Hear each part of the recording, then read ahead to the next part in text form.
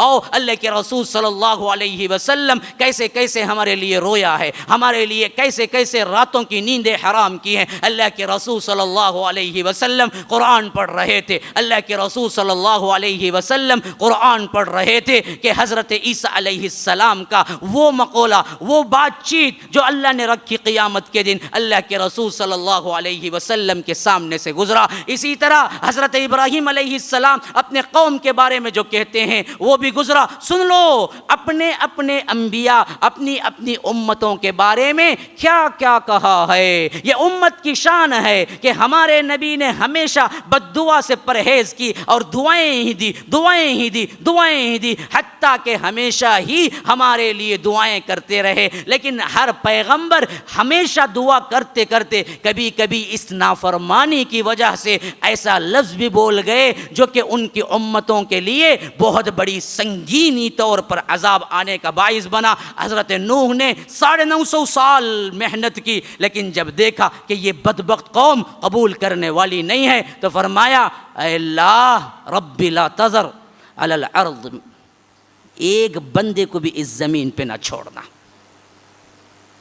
ان سب کو نیست و نابود کر دے۔ انک ان تذرہم، اے اللہ اگر ان کی نسل بھی باقی رہی، لم یلدوا الا فاجرا کفارا، یہ بدبخت یا تو فاجر اولاد پیدا کریں گے یا کافر، اس واسطے ان کو نہیں ان کی اولاد کو بھی نہ چھوڑ۔ حضرت نوح نے بھی ایک مرتبہ اپنی قوم کو بد دعا کر دی، پھر عذاب آیا۔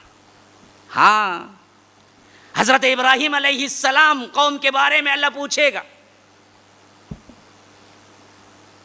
تو حضرت ابراہیم کہیں گے ربنا انی اسکنت من ذریتی بواد غیر ذی زرع عند بیتک المحرم ربنا لیقیموا الصلاة فاجعل افئدة من الناس تهوی الیہم وارزقهم من الثمرات لعلهم یشکرون ربنا انک تعلم ما نخفی وما نعلن وما یخفى علی اللہ من شیء فی الارض ولا فی السماء۔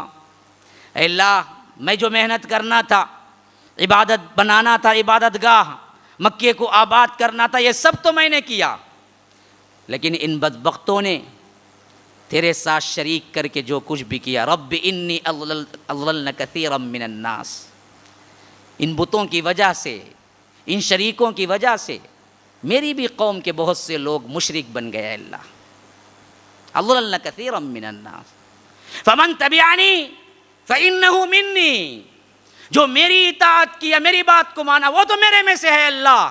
ومن عصانی، جو میری نافرمانی کی، اس بارے میں کوئی دعا نہیں کرتا، فإنک انت الغفور الرحیم، تو بڑا مغفرت کرنے والا، رحم کرنے والا ہے۔ بس اتنا کہہ سکتا ہوں، اس کے علاوہ ان کی کوئی مغفرت کی دعا تو میں نہیں کر سکتا۔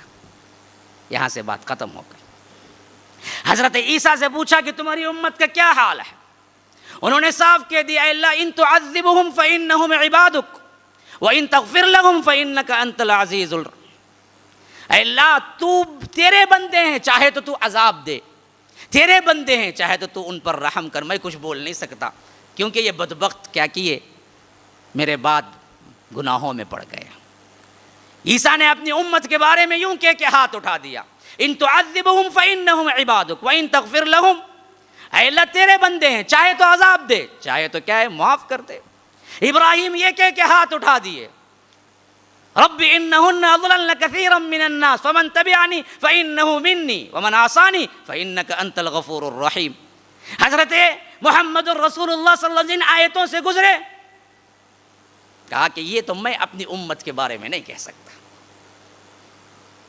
یہ تو میں تو اپنی امت کے بارے میں نہیں کہہ سکتا، جیسے چاہے سلوک کر لے میرے امت سے۔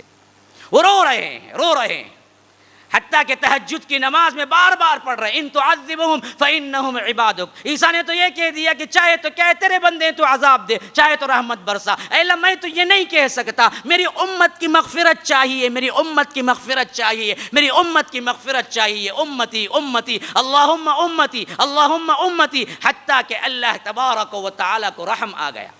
کہا کہ جبرائیل سے اے جبرائیل انزل، اترو، جاؤ محمد کے پاس صلی اللہ علیہ وسلم، پوچھو کیوں رو رہے ہیں، حالانکہ اللہ بہتر جانتا کہ کیوں رو رہے ہیں، لیکن عظمت کے اعتبار سے جبرائیل کو بھیجا۔ پوچھا کہ کیوں رو رہے ہیں محمد الرسول اللہ، پوچھ کے آؤ. یہ نیچے اترے، اللہ کے رسول صلی اللہ علیہ وسلم سے پوچھا کہ اللہ کہہ رہا ہے کہ آپ کیوں رو رہے ہیں؟ جواب دیا اللہم امتی امتی، میں اپنی امت کے خوف سے رو رہا ہوں کہ ابراہیم نے تو یہ کہہ دیا، عیسیٰ نے تو یہ کہہ دیا، لیکن میں تو نہیں کہہ سکتا نا. میری امت کی گارنٹی چاہیے کہ کتنے کی مغفرت ہوگی. اللہم امتی امتی. جبرائیل پہنچے، کہا کہ اے اللہ تیرا بندہ محمد صلی اللہ علیہ وسلم یوں رو رہے ہیں کہ وہ اپنی امت سے خوف زدہ ہیں، اپنی امت کے بارے میں خوف زدہ ہیں. وہ کہہ رہے ہیں امتی امتی، اللہم امتی امتی، اے اللہ میری امت میری امت میری امت.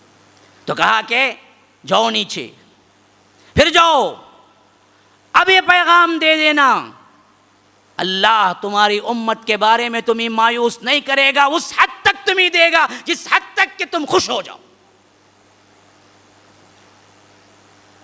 اس حد تک تمہاری امت کو بخشوائے گا، اس حد تک تمہاری امت کو جنت میں لے جائے گا، اس حد تک تمہارے امتی جنت میں جائیں گے. اے اللہ کے رسول صلی اللہ علیہ وسلم یہاں تک کہ تم راضی ہو جاؤ گے. والضحیٰ واللیل اذا سجا ما ودعک ربک وما قلا وللآخرۃ خیر لک من الاولی ولسوف یعطیک ربک فترضی. تمہارا رب تمہیں اتنا دے گا اتنا دے گا اتنا دے گا کہ تم راضی ہو جاؤ گے. کیا دنیا دے گا، انعامات دے گا؟ نہ. امت کی فکر میں اللہ کے رسول جو رو رہے تھے کہ اتنی امت کو جنت کے اندر داخل کرے گا کہ اللہ کے رسول خوش ہو جائیں گے. حتیٰ کہ اللہ کے رسول سے فرمائے گا رائی کے دانے کے برابر بھی اگر کسی کا ایمان ہے، اللہ کے رسول جائیے جہنم سے کھینچ کے لائیے، آپ کی شفاعت قبول کی جائے گی. یہ امت کی شان ہے، اس شان آن بان کو پھر واپس لانا ہے. آج جو ذلیل و خوار ہو رہے ہیں اسی وجہ سے کہ ہم اپنی شان کو بھول گئے. چپراسی جب چپراسی ہے یہ بھی یاد رکھے گا تو کسی نہ کسی وجہ سے کبھی مینیجر بننے کی کوشش کرے گا، لیکن جب واچ مین ہے یہ بھی یاد نہیں رکھے گا تو پھر کبھی وہ واچ مین سے نکل کے کیا ہے مینیجر نہیں بن سکتا. یہی حالت آج امت کی ہے. ہم چپراسی بن کے رہ گئے لیکن پھر بھی احساس نہیں کہ ہم ذلیل ہیں. کم از کم احساس پیدا ہو جائے کہ ہم ذلیل ہو رہے ہیں تو کم از کم اٹھان کی تیاری کر سکتے ہیں. جس قوم کے اندر یہ تک مردہ ہو جائے احساس کہ ہم ذلیل ہیں یہ بھی پتہ نہیں چل رہا ہے تو وہ قوم کیسے اٹھے گی؟ مسلمانوں آج ہمیں پھر اٹھنے کی ضرورت ہے.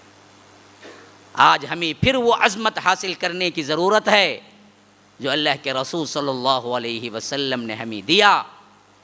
تو یہی سلسلہ ہے جس کا تعارفی پیغام میں نے آج دیا ہے.